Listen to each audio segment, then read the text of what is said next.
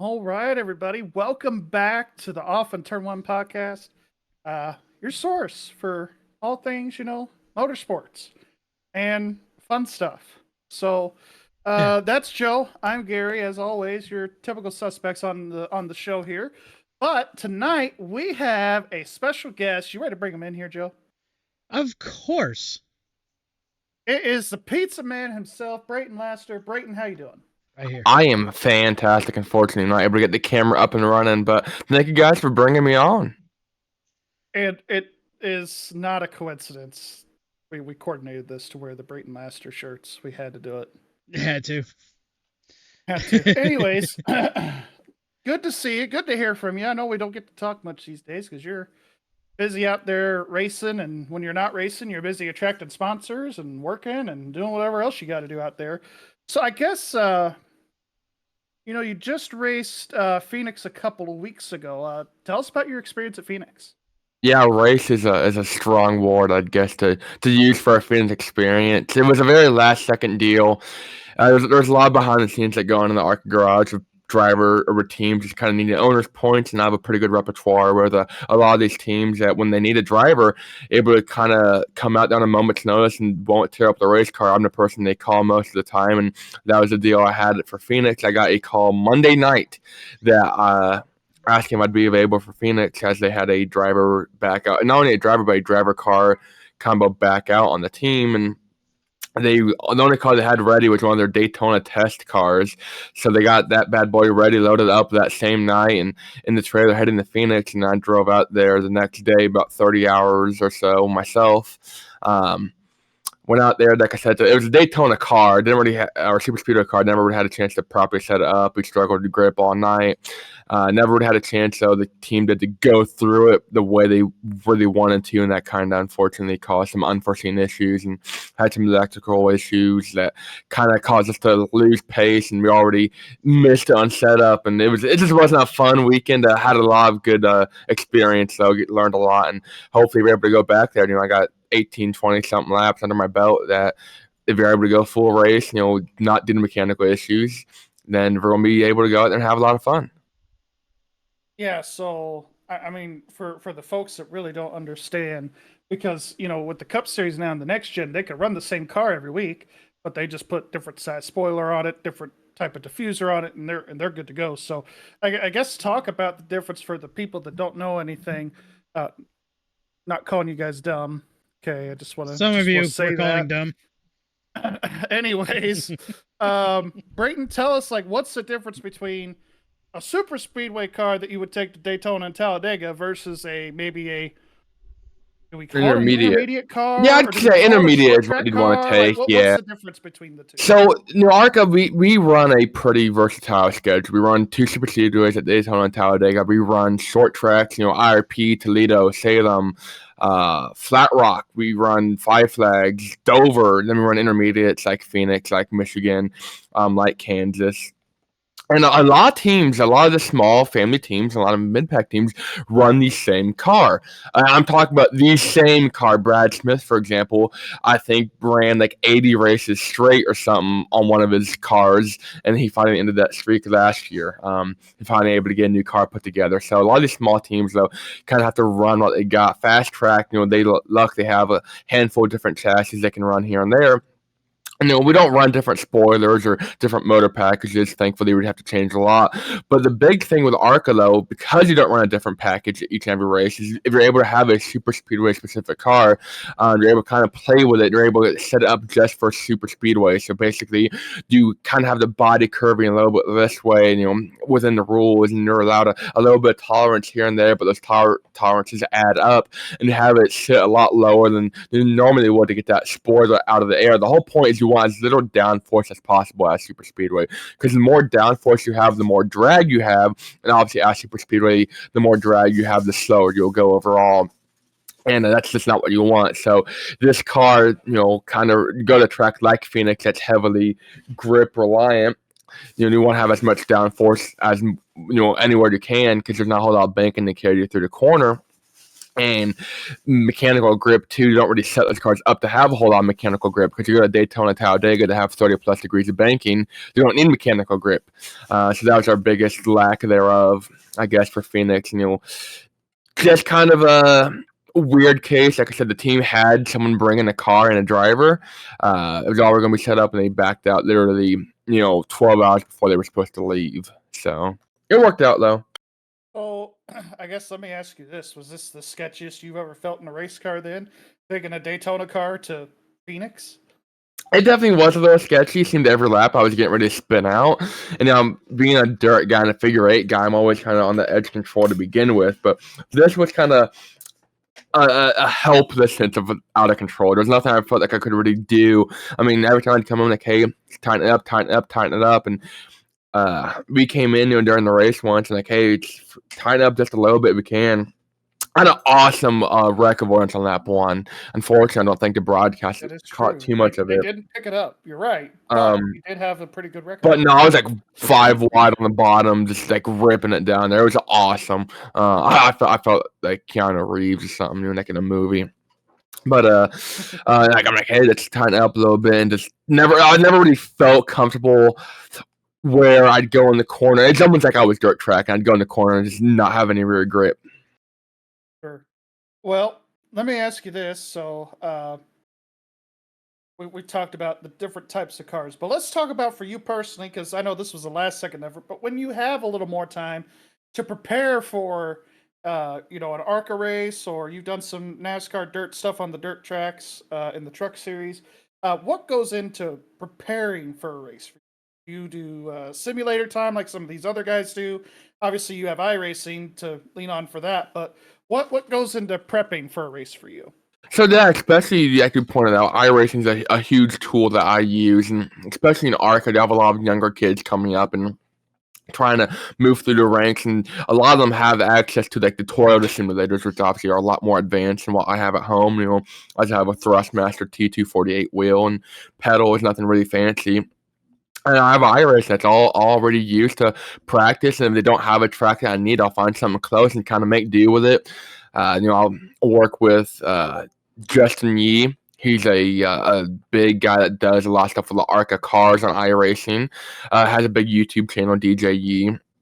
And he knows the ins and outs of kind of racing in general, and I do a lot of coaching stuff with him, and he typically gets me in a pretty decent mood and pretty decent setup as far as being able to get to the track and kind of being familiar with it before I even go on track. Iowa, good example last year. Last second call, had no idea really what I was doing, never even seen the track, never even seen a race at the track, and went out there and having one of my best qualifying efforts ever. And same thing in a race, had some mechanical issues, but we were on pace for probably a top 10 run. But I do a ton of iRacing, and then, I'm in the gym 3 or 4 times a week, pit fit here in Indy, working out, try to mentally prepare myself too. That's a big thing. And just kind of go out there and have fun. That's all I strive for, really. There's a lot, though, as far as physically getting ready, like I said, the sim, going to the gym, trying to eat healthy, stuff like that. Yeah, for sure. Well, I had got something else here for you. So obviously, you are not made of millions of dollars, right? I mean, we know that.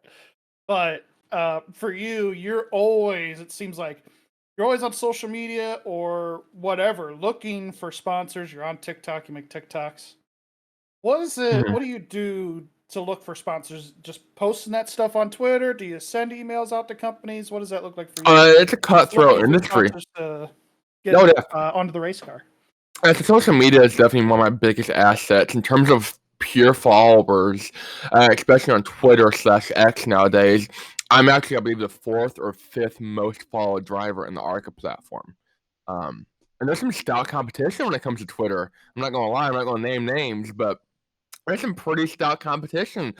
And so, being one of the most followed drivers in the whole series is definitely pretty sweet. I got TikTok where I have, 24, 25,000 followers. There is a huge deal, and able to use those social media numbers to gain sponsors and talk to people and reach out. But no emails. I mean, I send probably 30, 40 emails every couple of days just trying to reach out. And Sometimes it's a generic email. Hey, here's where I am. Do you guys like to work together? Sometimes it's something a little more personalized. I feel like, hey, we can really work together. Here's how I can directly benefit you. I put a little more time and effort into those ones. But I mean, it's a cutthroat market industry because you got hundreds of people out here all trying to do the same thing, and each have their own different or personal, I guess, stretch to it and what they can benefit and bring to the table. And most of the time, about 99% of the time, they don't even get a reply back. And if you do get a reply back, probably 85 or 90% of the time, it's sorry, we're gonna have to pass. So it's very, very, very difficult to actually get a sponsor, any money from a sponsor, in terms of just doing a cold email or cold call. But social media so far has been my biggest tool as far as getting sponsors. It's allowed people to directly message me, and I do like the mom and pop stuff, where you wouldn't even really think about having a sponsor or sponsoring or having a logo or a decal on a race car.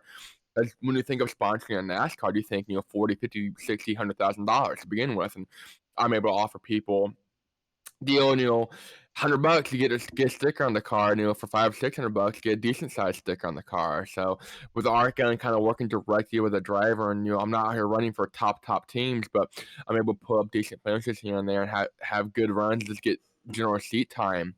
Able to go a long way with a couple $100. Yeah, absolutely. So when you're not driving or hunting for sponsors on social media, uh, are you also like every other ARCA driver out there? Because I know a lot of them, they work just a regular old job and they're regular old people when they take Mhm. the helmet off at the end of the day. Do Oh you yeah. have a full time job somewhere? Oh yeah, so I work at a junkyard here in Indy. So I do that a couple hours a day, good majority of the day when I'm not working out. And if I have a break here and there, I'll take that break and I'll send emails. So I mean, good majority of my work day just dedicated to finding sponsors. And I kind of like Phoenix because they're 2 or 3 hours behind us, so I could get home and it'd still be 2 or 3 o'clock over there. So that gave me another 2 or 3 hours when I got home from work to make phone calls and send emails.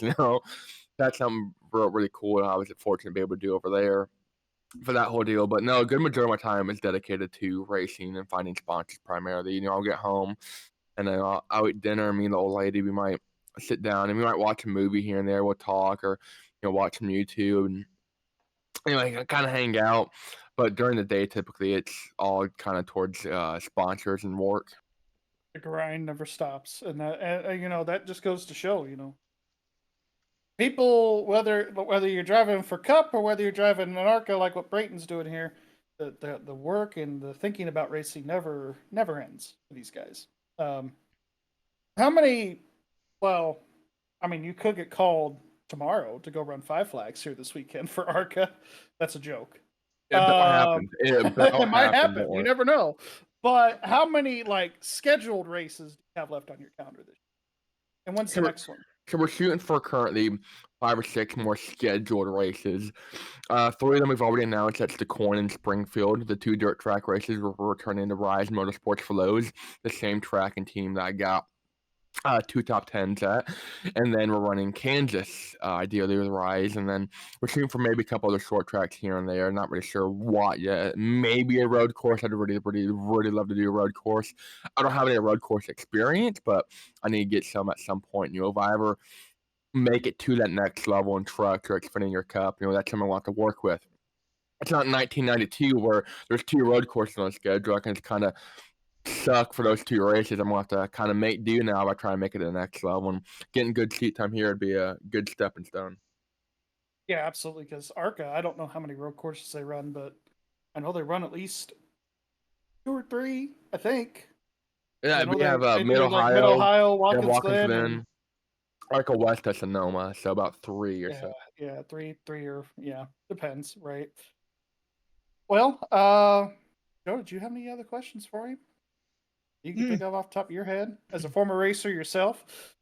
Maybe not to No. ARCA's extent, but I was never at a professional level that Brayton is at, but Brayton, we appreciate every social media thing that you've done for us. We took advantage of your $100 put your logo on a car thing, and this team raised over $400 for you. And we appreciate the fact that you put your logo on the car for us at Phoenix. That, you know, from everybody at HSR, thank you very much. And you know, you've always done great things for us, right? I mean, hell, I mean, you did this, and then you know it's getting on camera. There Oh, you boy. go. There it is. All right, see, look, signed, Brayton Laster, Money By- Ramp. by Brayton Money Mhm. Money Ramp Laster. There you go. So, story behind this, I used to run Golf Design Studio, and Brayton had put up the $100, we'll put your sticker on a car. Well, this was his first race at Talladega, and unfortunately, he got money ramped. Money ramp. All right. And the way it went was, you know, we made sure he was okay, and about a couple days later I went and said, "Hey, is there any way that you can get at least the sticker off the car, because I'd like to have that?" What does Brayton do? We meet up with him at Indianapolis Motor Speedway after the 500. He's got that whole panel for me. I'm expecting this. He gets that. So, Surprise. and not only that, but there's a great picture of Brayton and I standing next to each other. Everybody like knows that Elvis. I look like a blue marshmallow. But anyways, you guys have to understand too. Brayton is taller than me. Okay, he's got me by about 6 inches. So you folding up into an ARCA car, I'm amazed by that. And It's tight. Yeah, you're definitely one of the taller drivers in the field. That's for sure. We haven't even talked. We didn't even scratch the surface on that, but that's a good point. yeah. So, but you know, Brayton, thank you very much for you know, for helping us out social media wise whenever you can. You've popped in and been a bright ray of sunshine every time you come into our Discord, and That is very true. you know, keep up the good work, man. You're gonna make it. The Yeah, way I appreciate it. Now, you guys are such a wholesome and welcoming community. I believe it was Simon that kind of brought me into you guys. We were doing Yep, Simon next Grills. gen stuff. Yep. I think it was next gen or maybe IndyCar. No, it was IndyCar. It was Gulf Coast IndyCar? IndyCar Series. Yeah, Okay. because you were heading to Talladega, and you were racing Milwaukee with a controller and a laptop on remember the that. interstate, Controller, I remember laptop that. on the interstate. and you Yep. beat me, you ass. My bad. That was a tough one. Yeah, I remember that. You guys were one of the first, I guess, kind of Yeah. communities to kind of take me in with open arms. Like, oh, it's kind of cool, you know? And we talked about in the Daytona 22. Well, we didn't talk about on here, but we've talked about before. You know, the Daytona, the first race, and you guys were there in person, saw me race. Excuse me, saw me race, and didn't even know it was me. And you know, still 2 or 3 years later, we're still buds, and you know, we have the pleasure of seeing each other, you know, once a year or so, hanging out. And you know, me and Gary have kind of gone out, and you know, we've gotten food at Waffle House after, you know, say the Marca a couple years ago, and you know, Peyton, you know, we hang out, and Ramner and those guys, and you know, every time we're running them, run me pretty clean. So, no, you guys are an awesome, wholesome community. I just thank you guys for support and kind of thanking you for taking me in with open arms, and thank you also for bringing me on here and kind of letting me tell my story. Yeah, absolutely. Well, we obviously appreciate you having you around, and glad I get to call you a friend. And good luck to you the rest of the season. Be on the lookout. You said Kansas is the next one, right? May 4th. Mm-hmm. All right, look out for that number 31 Rise Motorsports Chevrolet, May 4th, Kansas Speedway. That's the next race this guy's going to be in. But until then, we'll see y'all. We'll see y'all here in a little bit. Thanks, Brayton, for showing up, and we'll catch on to some hot topics here in just a moment.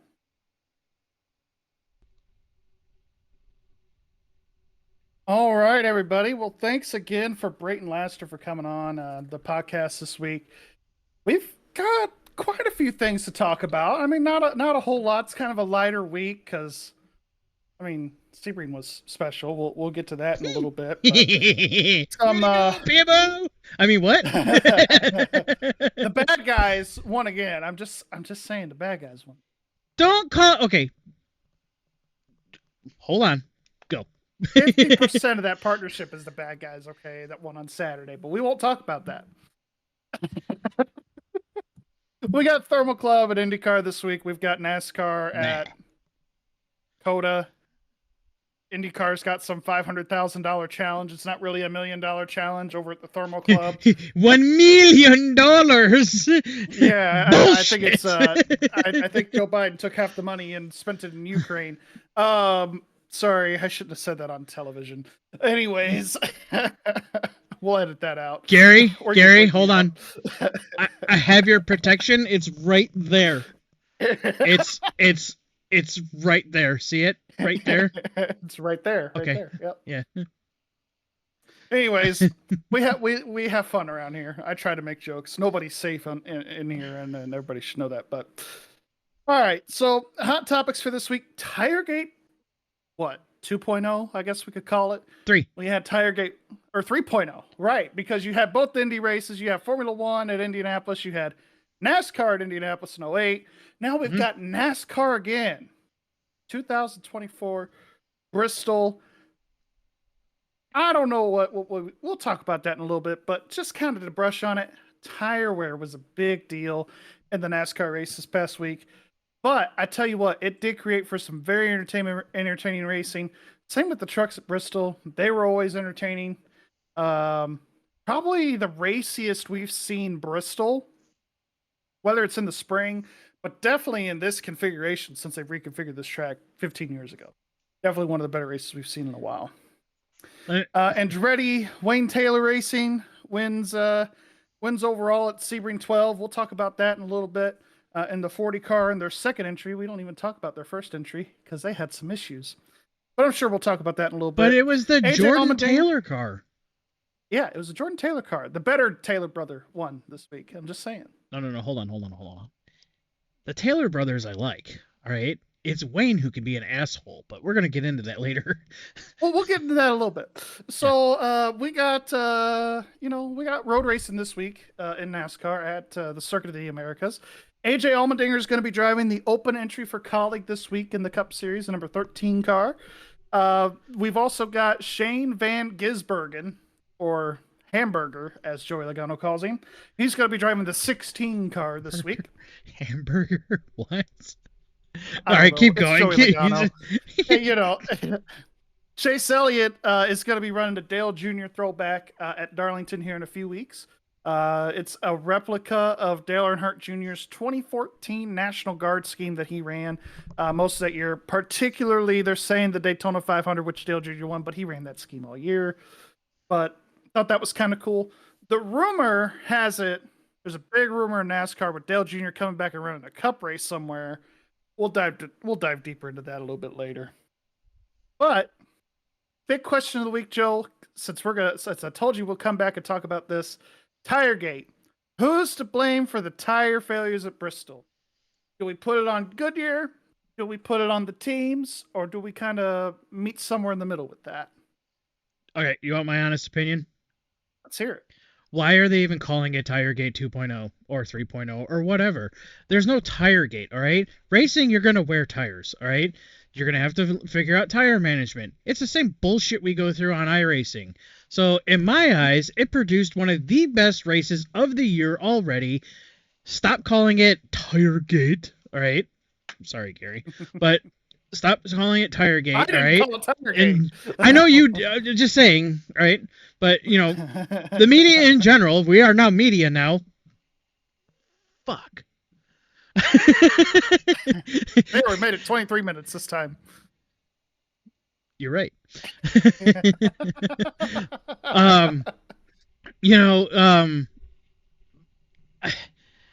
It's not a Tiregate thing, all right?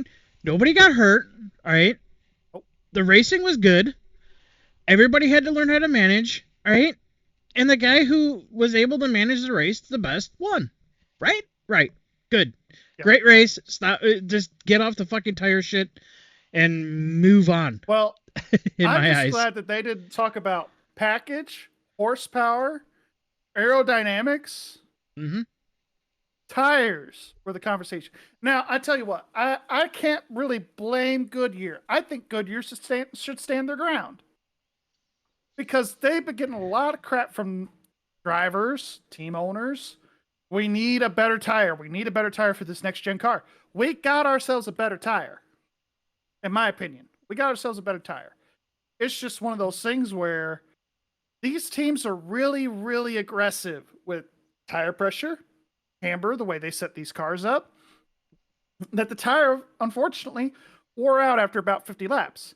Now, most teams, they were able to adjust on the fly, and they got more and then they got more laps out of it later on in the race. The tire wear was still crap, but the drivers were able to adapt and figure out, okay, if I try to go really hard for these first 15 laps, I'm taking 15 laps of life off the tires at the end of the run. And that means I'm going to have to pit sooner, or I'm going to have a flat tire, or whatever the case might be. But I think the way the drivers handled it, most of them, did really well. And the old guys won. Just saying. The old guys won this week. You had Denny Hamlin, you had Martin Truex. The Gibbs cars were the class of the field all day long. I mean, Ty Gibbs won stages 1 and 2. Yeah, you mean Caillou? Caillou. It was a phenomenal race. They did a really good job. I really can't blame Goodyear. Maybe put a little more tread on the tire next time. But there were even some teams, and I was listening to some podcasts this week. I was listening to Denny Hamlin and a few others. They were saying that they even changed the setup of the car. Even the crew chief of the 11 car said this. I can't remember his name. Chris Gabehart? I think that's his name. Crew chief for Denny Hamlin, Purdue graduate. I can't really talk about Purdue much because, anyways. Purdue. Yes, very much so. But they were even saying they could get an additional 40 or 50 laps out of the tire if they would make some changes with the camber and weren't so aggressive with the tires. So if they can make the tire last 80 laps just by the changes that they make, if Goodyear brings a little more tread on the tire, keep a similar compound, I think you could see the tire last 100 laps. And that's about what you want anyway for a race like Bristol. If you can make the tire last 100, 120 laps, you're in good shape. So, now, do you remember? These guys have 10 sets of tires anyway, but that's beside the point. Do you remember the scene in Days of Thunder when his Harry way, and my way? Yep. I was 30. Faster. Yeah, and I was faster. Yeah, but sometimes tire wear, being conservative with your tires, isn't the fast way, and it showed because shit. Look at what Denny was able to do. Yeah. So, and it was if you look at the top five, right? The tire, like if Goodyear's willing to be a little more aggressive with the tire, I don't think they're going to talk about horsepower anymore. I don't say fix the tire. Don't. Well, that's what I'm saying. Like they're saying in general, like when we go to other places, they want more tire wear. That's what the teams and the drivers want. Now Goodyear was able to provide that. I think if they keep going in this direction, not overreact to bring a tire that's as hard as this microphone when they come back to Bristol in the fall, but something in the middle, something similar to what we had this past Sunday, but you have something to where it lasts 20 or 30 more laps. And I think you're right there in the game. I really do. And I think you have a perfect tire. You got to make these drivers think about tire management and not going 100% all the time. I enjoyed Bristol the way it was. It was great. Really did. I hadn't just give them, or if Goodyear wants to stand their ground, give them 5 more sets of tires during the race. I've been hypercritical of the new car and the direction that NASCAR is going, and I actually enjoyed Bristol. It was a great race. I've got no complaints. I got zero complaints. I went. I came in. We had 150 to go when I started watching with y'all, and then I ended up 50, 100 laps in the last stage. Yeah, and then I ended up going back and rewatching the damn race like from start to finish just because it was. I thought Goodyear overreacted having a press conference mid race. They didn't need to do that. That's just my opinion. Wait, they had a press conference mid race. Yeah, Stuckey, middle of the race, was in the infield at Bristol talking to the media saying, oh, we don't know what happened with the tires. Who cares? Hold on a second. Who cares? You do not have to have a PR press conference to save your butt. Goodyear. I'm a dumbass.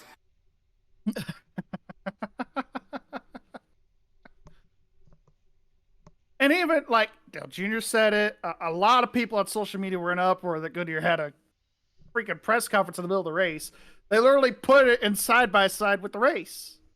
You didn't have to do that. We don't care. Tell us afterwards. Who gives a fuck? You got a great race going on. Shut the fuck up. Sometimes you just need a little bit of chaos in your life. We don't need this. We don't need this. Just a little. Not TJ's level of chaos. That's like right here. Shout out to TJ if he ever watches this podcast. But, you know. Mm-hmm. You need a little bit of chaos in your life. Just a little. But you want to talk about Sebring? Let's talk about Sebring. I believe it was the 50th anniversary of Mobile One. So yeah, and there were several cars, including the Ganassi cars. I think one of the Lexuses, Lexi, whatever. Whatever. Anyways, we're gonna go Lexi. 50th anniversary. Yes, and a lot of them were running gold schemes, which is freaking amazing. That Ganassi car actually looked fly. I liked it. That Lexus looked amazing, and then the Corvettes, both of them were in gold clad livery. So I mean, they looked really good. We're gonna speak about tires again with that race. I mean, the big story out of that, even though. Yes, okay, fine. Andretti won the fucking race. But he had to do it with Wayne Taylor. Anyways, yeah, that's true. So Wayne Taylor won the race, and Andretti just took the glory. And the big story out of that was the big, massive. I'm going to clear myself across the nose of this other GT3 car and end up upside down Pibo Durrani. Yeah. So I'm going to go out and say this right now. There were a fuck ton of people on Twitter, and when I reinstalled Facebook on my phone, and people on Facebook that were absolutely trashing the workers trying to get that car rolled over. All right? Let me explain something to you. If you've never run a fucking tow truck in your life or operated a crane, they did everything within their power to do that job safely. He was fine. There was no chance of a fire. Yes, he was upside down for a little bit longer than what he had to, but they did it the way they should have. Stop being critical of the emergency crews and the tow truck drivers that worked that wreck. All right? I have worked wrecks before running a tow truck. It is not fun at all. You want to do that shit safely. All right? Let alone with thousands of dollars of race car. Hundreds of thousands of dollars of race car that also, all right, that you cannot touch that car, all right, until it is safe because it is a hybrid vehicle, all right? If this is where my Toyota training comes in, all right? I've worked on hybrids in the past. If anybody, all right, wants to sit here and talk about it, we'll talk about it on the side because I will school your ass on this. All right? But when it comes to hybrid vehicles, that car needs to be grounded before you can even think about touching it. Because if you go and touch any of that high voltage shit, it's not you just turning in, just sitting there, just getting electrical shock and, that's the end of it. No, it's, things on your body start disappearing. That's if your heart decides to start running again. There is things that tow truck drivers carry on the trucks to sit. There is a grounding rod that they use to ground the cars out after wrecks. There were things that needed to be done. Stop being critical of the people that worked on that wreck. And that's as far as I'm going to go with it. Well, and I thought they were doing as best they could because I think people forget that sometimes these cars are hybrids. But I thought, in the amount of time they did it in, was it a little slow? Sure. But you got to think about it. All those tires went scattering everywhere against that tire barrier. They had to go get new tires, basically, put those in place. They had to lift Pibo out of the car. I heard he got out of the car when the car was still upside down. I don't know how true that is, but They had to get him out of the car, flip the car back over, get it onto the flatbed, and then they're done. Well, that part's done. Now you got to go get tires to put back for the tire barrier in case somebody were to hit that Amco barrier again, which, it is what it is. But Armco. I thought, Armco, sorry. I thought that they got it done in a decent amount of time. Yes, there were a lot of wrecks at Sebring. They had almost 3 hours worth of caution, but I really do think probably half of that time was probably for that Pibo Durrani wreck. If he didn't clear himself off the Ferrari or whatever GT3 car it was, he would have made it out alive. He would have been fine. Give me a second.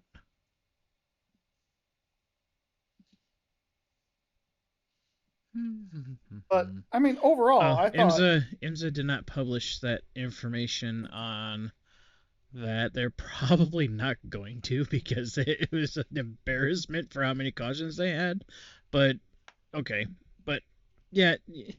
So what? All right. You know what? It is a 12-hour race. You took 40 minutes to get the track back up and running. Okay. So what? The cars are moving. I still think in hindsight, that's still really good. Yeah, just people. Let me tell you something. All right. Yeah, there has to be give and take. All right. Those people are professionals. They're doing their job. Now, had Pibo been hurt, they do volunteer their time. Yes. I mean, look at Scott. Yeah. That's what he does. Had Pibo been hurt and they needed to flip that car over in a hurry, they would have done that shit too. All right, they probably talked to him and they said, "Hey, you okay? Yeah, I'm fine. I'm just fucking getting a headache because I got all the blood. All my blood is going to my head." Yeah. All right. And I've been up close with those GTP cars. I've been up close with LMP2 cars and other prototypes. Tiny, all right. Yeah. Those are tiny cars. Those are really tiny cars. There is a picture of me on Facebook standing next to Jordan Taylor. All right. He looks like a fucking twig. All right. Well, I'm also fat and bald. But yes, the cockpits are. Oh, sorry. Shush. You're on your way too, there, bud. Oh, I know. I'm 30 this year. The cockpits are small and it's hard to get out of them. Yeah, the car really should have been on its wheels when he got out of the car, so I see where they're going with it. But moving on, there was an absolute great battle at the end of that race, though, for the overall between Deltrans and the Porsche. No, it was Sebastian Bourdais. Oh no, that's right. It was the Cadillac. I'm sorry. Yeah, you're right. Yeah, the Cadillac and the Acura it was a phenomenal fight, and Deltrans did it right. He did a great job, and oh yeah, kind of perfect. Yeah, commend him on the being able to sprint to a 12-hour win. Because late race cautions, things that piss off real racers. But yeah, that was really good. Lots of battles through GTP most of the race. Cadillac was what? What are you pointing at? Pointing at you. For being a real racer, pissed off at late race cautions. Oh, hang on. This guy too. Oh wait, it was underneath him. Son of a bitch. Hang on. Yeah. Wrong one. I hate OBS. That guy right there. This guy fucking hates them.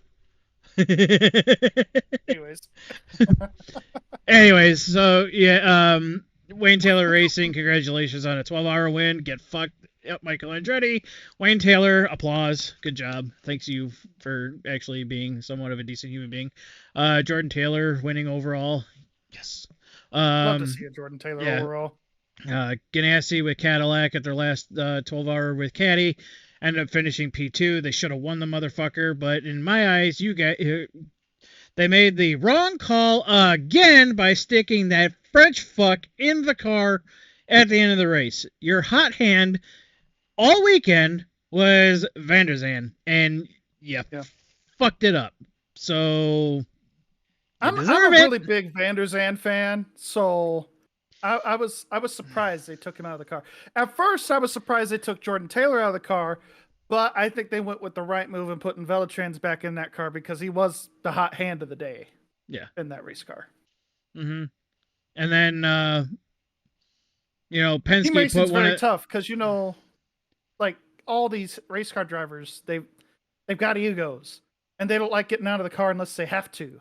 Mm-hmm. So forcing Taylor to get out of the car, I'm sure probably killed him. But at the same time, it's like big picture. You got the win at Sebring. Mm-hmm. Like that's pretty good. Mm-hmm. And freaking Penske. The drivers sell the series.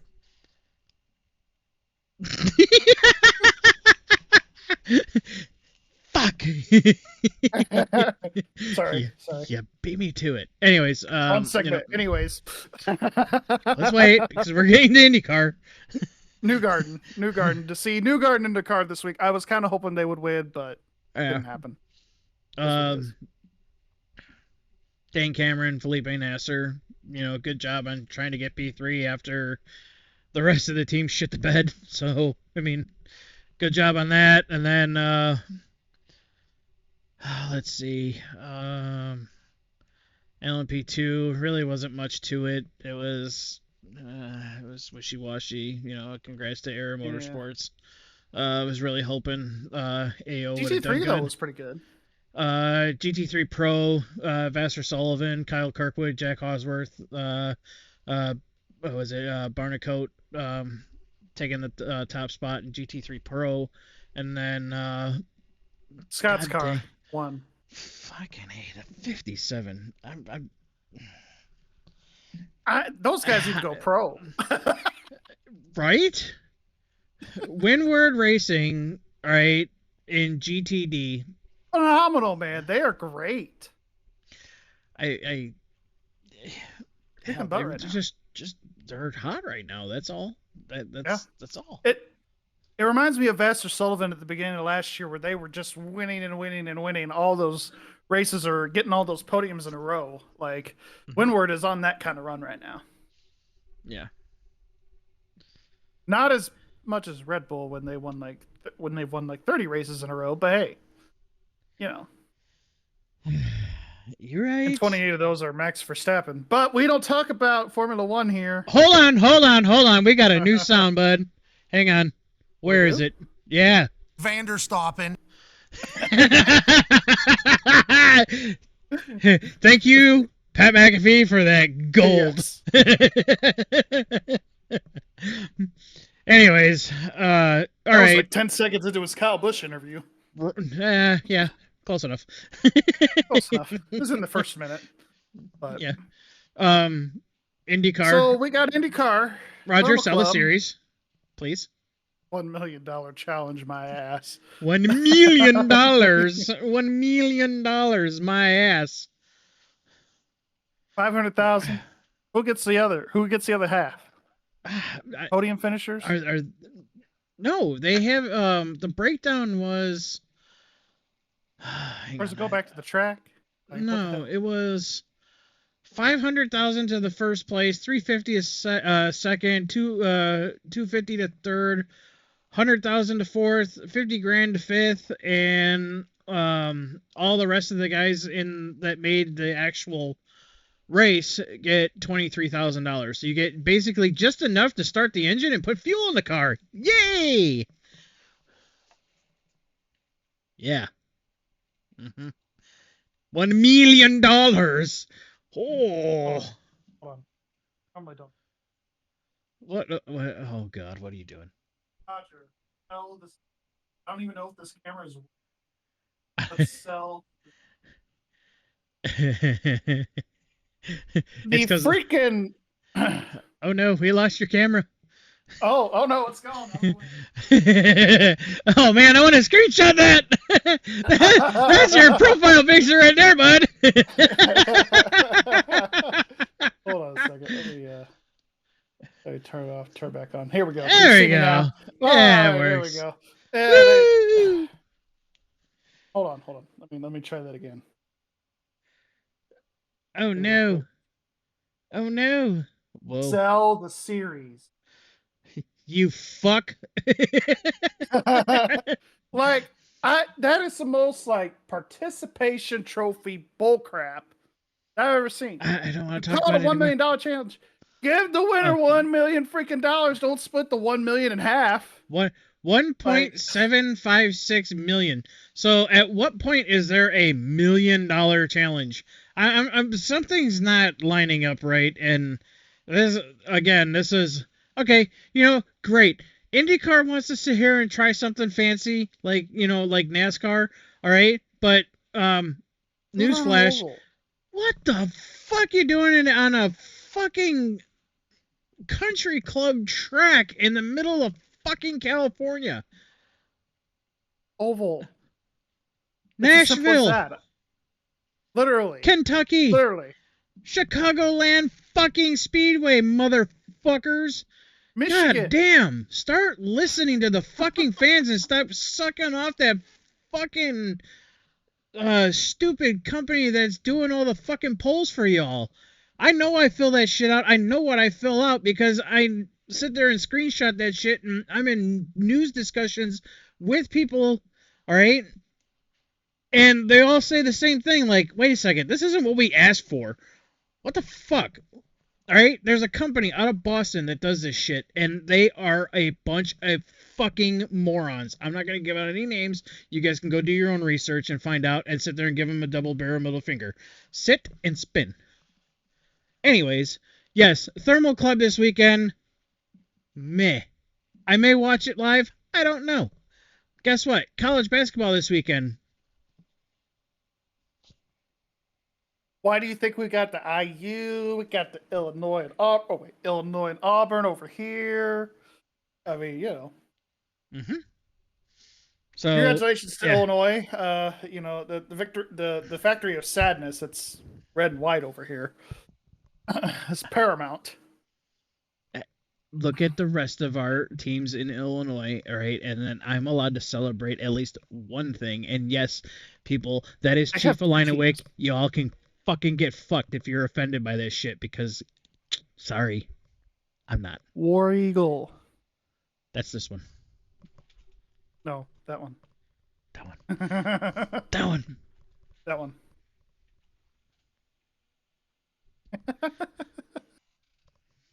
Anyways. But yes, so that's our rant about Thermal Club. I just, if you're going to call it $1 million challenge and the winner gets $1 million, don't say Give that. Give them $1 million.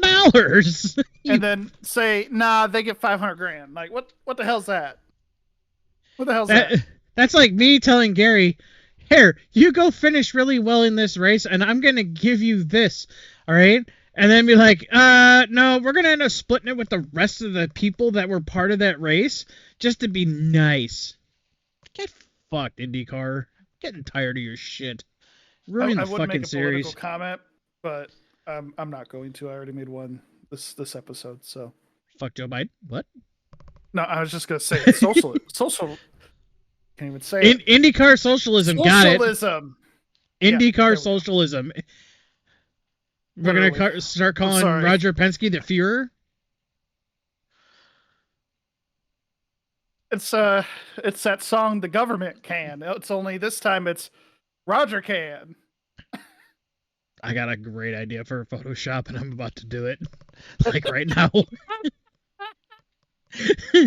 Oh, get out of here! Go to the next fucking thing. Fuck IndyCar right now. All right, so we had the NASCAR Cup Series. We already talked a little bit about the race and the tire situation. Phenomenal race. It looked like old Bristol. It really did. I mean, you got to see people get booted out of the way a couple times. It was great. Great race overall. Caillou dominated. Won the first two stages. Get fucked. Pretty much your usual suspects. I mean, John Hunter Nemechek finished top 5 in both. So did Brad Keselowski. Hamlin was there all day. So was Truex. I mean, typical suspect that you would see. I see Toyota, Chevy, Ford, Nemechek Yeah. is Ford. Ford. No, Nemechek Toyota? is Toyota. Okay, Toyota. Ford. Toyota. I mean, Toyota. look at Ryan Preece. I mean, top 10 in both stages. I mean, he had a really solid most of the race. I can't remember where he finished, but he had solid most of the race there. Only the top 5 finished on the lead lap. We haven't seen that in decades. I mean, 20 years, literally decades. Last time it happened, Dover 2004. They had to look it up on broadcast. And Mike Joy gave us that before the show ended. But You want to know the last time I finished on the lead lap in a race? Daytona last year. yikes, yikes! It's kind of true. Oh no, I take it back. I won an IndyCar race on iRacing too. Did. Yes. Who was my crew chief? That guy right there. Yeah, right here. Yep. So truck race was also just as equally good. Christian Eckes won. Kyle Busch finished second. Now, there has been a trend with Bristol Concrete since they've done stage racing the last few years. The drivers that have won both stages haven't won the race. Guess who won both stages Saturday night, Joe? Kyle Busch. Kyle, stop dominating. Maybe you'll win more. Yeah, Busch! It works so much Another better with stat I Kurt saw Busch. and heard on the broadcast, Grant Enfinger finished 9th this past week at Bristol. Every single Bristol concrete race that he has attempted in his career, he has finished in the top 10. Good job, So- Grant. Good job. So solid to Grant That's a good- Enfinger there. Lane Riggs there in the front row truck, getting a top 10 there, finishing 10th. That was a good Is run that for them. Scott Riggs' kid? It is. Okay. Yeah. It is. I was a big fan of Scott Riggs, believe it or not. Lane Riggs, another one. Cool to see him being better than his dad already. I mean, Mhm. what? Oh, you said the quiet part out loud. Sorry, Scott. Lane's got more talent, man. I'm sorry. I had to say it out loud. Anyways, some other NASCAR news that happened this week. Dale Earnhardt Jr. will be driving in an Xfinity race this season for Junior Motorsports, and it is once again Bristol in September. He'll be driving that car again. So the there man's was a got problems. rumor- Hold on. So Go Dale Earnhardt Jr. has problems with his melon. All right, where he's still, the dizziness and concussion protocol bullshit, and he's gonna go to the most dizziest track that NASCAR offers. Tell us what you think in the comments below. Continue. I mean, he was saying he couldn't figure it out in the 20 minutes of practice. He thought he wasn't going to make the race. But anyways, we're here. But he'll be driving in the Xfinity race at Bristol in September. There has been a rumor. There was a rumor about a driver or something kind of reveal. People thought it was Dale Earnhardt Jr. is going to run in the All-Star race for Kyle Larson while Kyle Larson's qualifying his car for the Indianapolis 500. That has not been officially announced yet. What was announced, though, was the didn't know Chase this. Elliott throwback this week. I And everybody was disappointed. didn't know that was the whole rumor. I just heard rumor that Junior was gonna be in a car. I didn't know it was Kyle Larson's car. Fucking A.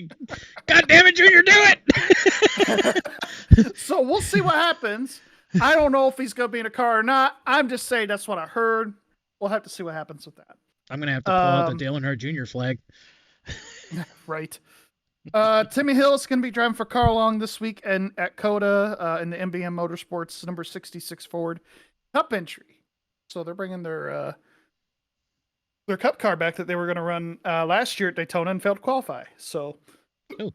excuse me, good to see that, but we can't rule that out. So good news and notes this week. I think you have 2311 filled in a car. You've got colleague filling a car. You've got freaking now you've got the 66. So that there might be some go or go homers come Cup qualifying here on Saturday. So that'll be dinger. interesting.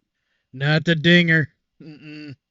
He'll make it in on speed, but he's an open car. He's in the open entry. So Dinger They've better got make it. SVG. He's my pick this They've- week. they've got SVG in the locked car, which that's my pick. You're picking Allmendinger. I'm picking SVG, but we're here. So, Alex there was Bowman one more wins. thing. Again, right. Backing into wins like he backed into that 4th place at Bristol. Oh. Ooh, ooze. Again with the quiet part out loud. I'm kidding. They did run a phenomenal race on Sunday. I mean, they saved their stuff, and when you save your stuff, you get rewarded. So there you go. But we do have something going on this weekend, Joe. We're a little busy outside of basketball. Yeah. A lot of hard work that Dalton Fredericks has put in for the Sebring effort for the 12-hour here. We got a GTP car, we've got an LMP2, and we got a GT3. Team owner, talk about it because you know more about it than I do. Oh shit. So I don't remember. Shit, I don't have the driver lineups. God damn it! Come on, team owner. Dalton, fill in the driver lineups after you watch the podcast. I know I don't even know if Peyton. he listens to us, but hey, you know. Probably not. Half the team doesn't either. They don't even know we exist. They're like, oh, those guys are just really fucking loud all the time. Anyways. Yikes. So, if I remember correctly, it is Dalton, Jake Zito, Peyton. I've got to pull it up. See how good you are. And fuck, who's the 4th? Oh, you know. Fuck. It's one of your best buddies. I mean, you all are my best buddies. But it's one of the guys that have a similar common name all in this team. We have a lot of these names. Hold, please. We have a lot of mics, so I want you to guess which mic is racing. Oh, Watts. Yeah, it's not Rupp. Yeah, Rupp's running a real race car. A real race car. Jinx.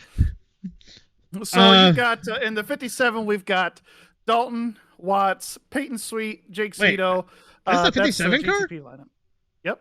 It shouldn't be the 57 car. The GT3 car should be the 57 car because that's the Rambler car. You're going to have to talk with Dalton about that one. I'm just going by what I see here on the spreadsheet. Don't shoot the messenger here, folks. I'm just here. Speaking of shooting, hold on a second. Oh. Yikes. Bye, camera. So we have an LMP2. Joe, this is kind of your project to love because this is the 25th anniversary of Hut Sport Racing this year. Talk about the little LMP2, car number behind it, all that stuff in the lineup. Go ahead. So Hutch Sport's 25 years old this year. Yes, it's had many different names across, but it's still Hutch Sport. Sorry. It actually started out as Hutchings Marmette Racing many years ago. Don't want to get into a lot of the details because we could be here all fucking night and we're about to run over anyways. But to make it a long story short, yes, 25 years this year, and as a a fan of prototype racing, and my favorite car on the simulator right now is the P217. It would just make sense that I am in a P217 to start off year 25 for HSR. So I found Josh Vidal and Daniel Krim to ride with me in that car, and they are doing fantastic in practice, and I cannot wait to actually get behind the wheel and run an endurance race with both of those guys. It'll be Josh's first endurance race with HSR and Krim's third, fourth, maybe. Yeah. Is it 2 or 3? Or okay, we'll give you the benefit of the doubt. We're going to go 3. So anyways, yeah, I don't keep up with stats. I have stat guys. No, we don't. No, we don't. You forgot the important part of your whole effort in the 25 car. The piss missile? No. The penis. No, it's...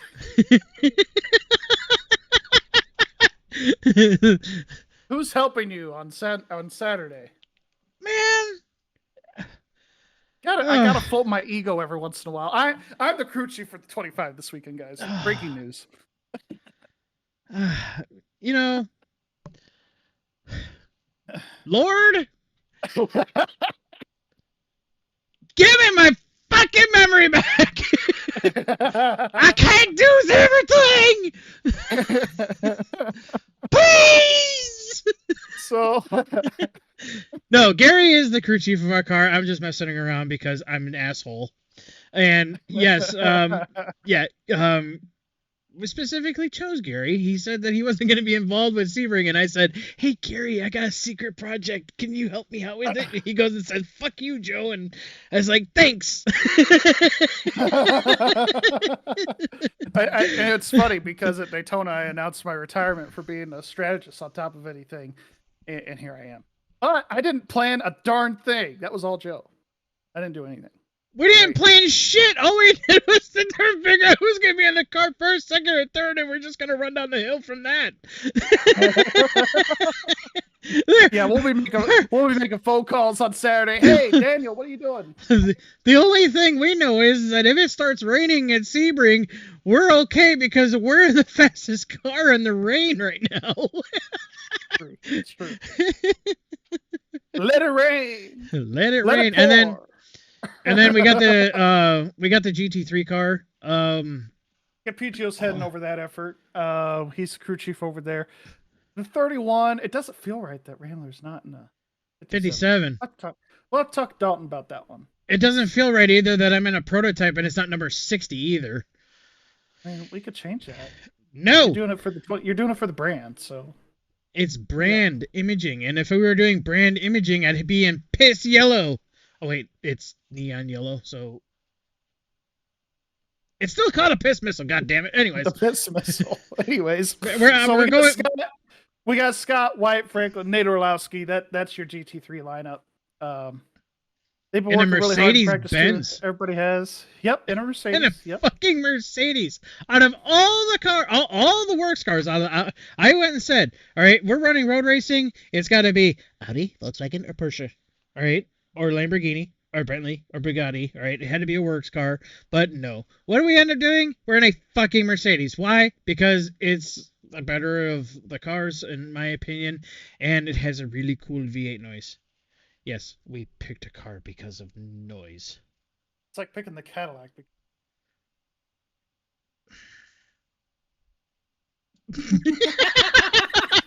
You've got nothing because you know it's true. All right, At cut least this. it's not the anyways. No, so we, I plan on streaming. I believe our Jake will be host streaming channel. to 57. Oh, Jake's all right. So I don't know if he's going to be streaming to All-Star 15. I don't think anybody's streaming to All-Star 15 this time. Because AJ's not here, he's training still at his new job. Congrats on that, by the way, AJ, for training new drivers at your workplace. But Good job on training the next generation up. Never mind.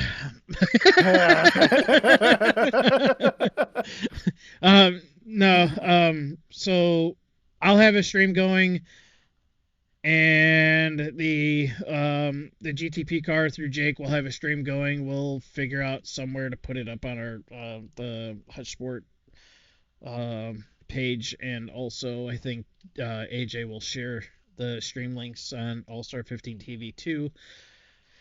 As I'll far try to as the pop in. GT3 car, I don't know. Maybe Campeggio will stream for us. I don't know. We'll just have to see how that goes. We might just get updates, or I might pop in there when I'm not in the car and we have some people around. We'll figure it out. We have 2 more days. I haven't been behind the wheel of the car in a week anyway, so... Oh, shit, I said the quiet part out loud again. Oh, no! Oh no, man. Pibo! Oh no, Pibo! Pibo, you... Well, never mind. No, we have a lot of fun.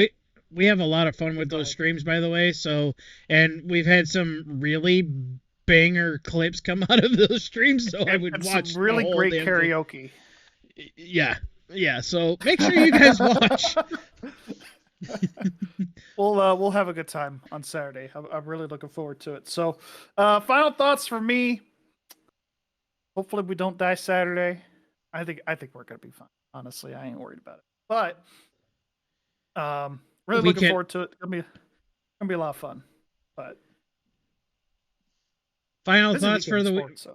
Go ahead. final thoughts. All right. Number 1, IndyCar, Roger Penske, sell.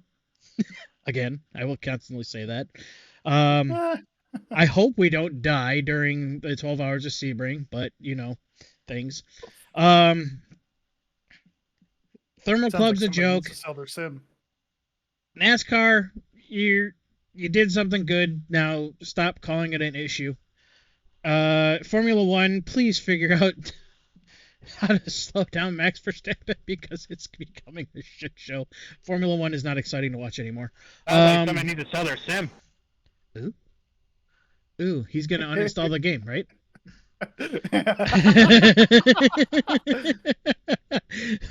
Anytime you hear that my name key up in an iRacing channel, you uninstall the game. oh. Why is there a menorah? Who changed it? I don't know.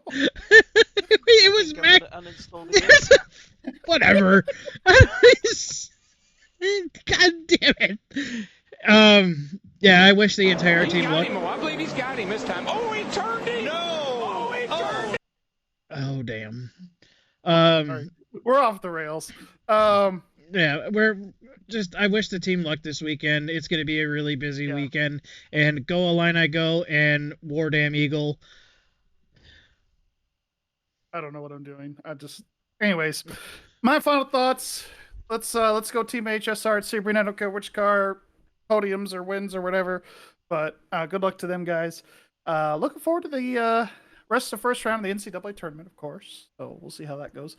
One more thing, though. We have Extreme Motorsports coming up this week on the Oval side. New season. We've got Xfinity.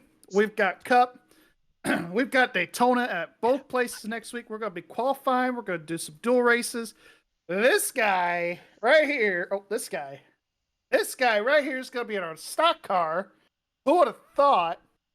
Driving the number 81 Toyota, of all things. For our buddy Brandon. I'm not even racing on one of the 3 teams that we have. I'm racing for Brandon. Racing for Brandon and 5280 Sim Sport. That's going to be a fun time. Really looking forward to working with those guys because they got some pretty fast guys on their team. So that's gonna be fun this season. Working with them. I'm the Brandon, come race with us like full-time store. Come on, make it happen. I'm gonna keep mentioning you all the time. I'm gonna call you out on my podcast. Since I can't say anything privately, since you don't listen, I'm gonna call you out publicly. I know I did it the wrong way, but here we are. Come to HSR. We have cookies. We do have cookies. And a pizza man. And a pizza man. We do have that. Well, anyways, that's the show, guys. Thanks a lot so much for watching. We'll catch you next time. And Scott, stop being a troll in the chat. Scott? Yeah, what he said. And you eat corn the long way, Scott. How about that? Apparently I'm not the only one then, huh? Damn it. See you next week, guys. Thanks for watching. Hey, guess what? So does Gary. Bye.